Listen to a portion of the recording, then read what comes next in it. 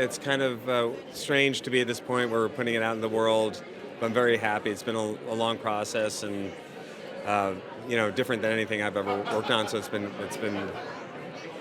a journey. Yeah. It just feels kind of organic and right, and I'm so glad that the festival wanted to have it because it always, in my mind, was the place where I wanted it to premiere, just in terms of having grown up so close to here and have had so many events in my professional life happen here too. So it's just like kind of feels perfect for me. I think, people change over time, and what was interesting to me is how I changed over the course of making the movie in terms of my ideas of what I thought the movie should be about.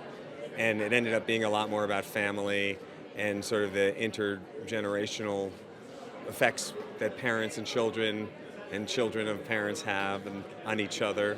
And that theme kind of emerged, and it was not something I really thought was what the movie was going to be about as much. More about my parents, but it ended up being about something more than that. And so that's been really, enlightening and, as I said, like a very kind of fully engaging process. I think about some of these audio recordings that are in the movie of my parents arguing or talking or improvising or both all at the same time, and hearing the sounds in the apartment, like our phone ringing or things like that reminded me of when I was a kid, that are just so specific that you hear it, it's like documented. That kind of stuff would sort of sneak up on me.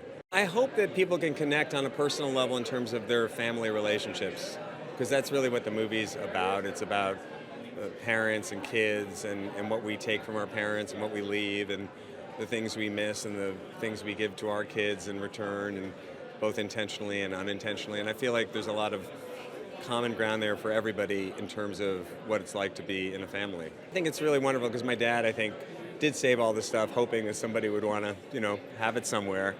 I think my mom says the Smithsonian in the movie, but National Comedy Center is pretty good. And I think he would have been very proud and happy that their work will be able to be checked out in terms of like reading some of their original sketches or, some of the actual props and things that they used, and just elements of what their process was, recordings, things like that. So I think for my parents, I think it's something that they really would have appreciated. Feels amazing. It was always my thought that this would be the perfect place to show the movie about Ben, who grew up in Upper West Side, and his parents who spent their whole lives living and working in the city. So it's kind of like perfect. I'm Ben's producing partner, so I did meet Jerry and Ann like maybe 30, 40 years ago, something like that. But I feel like I got to know them really well by just like going through all the archival stuff and all the cuts of the movie. So I just feel like we got to, because they had this incredible treasure trove of just everything that Jerry documented that is just we really felt like we got to know them through this process in a different way, more intimate way ultimately. To me, what's really interesting is like the deeper we went into like trying to figure out how to tell the story of their marriage and their family and stuff like that. Every time we'd watch the film, all I could do is think about my own family and my kids and stuff like that. So it works on that kind of, on that level, and that's, I think, that was surprising to me. He was a little like, I don't want to make it about myself, which is an understandable thing, but he's so part of the story even from the beginning.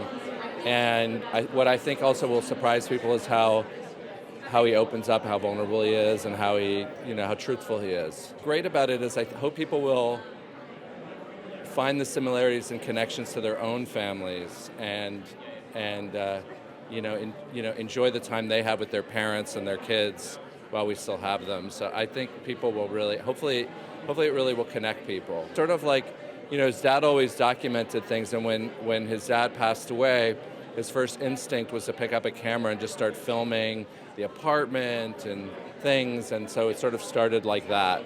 The project started 5 years ago, so through In Common People, this was the beginning.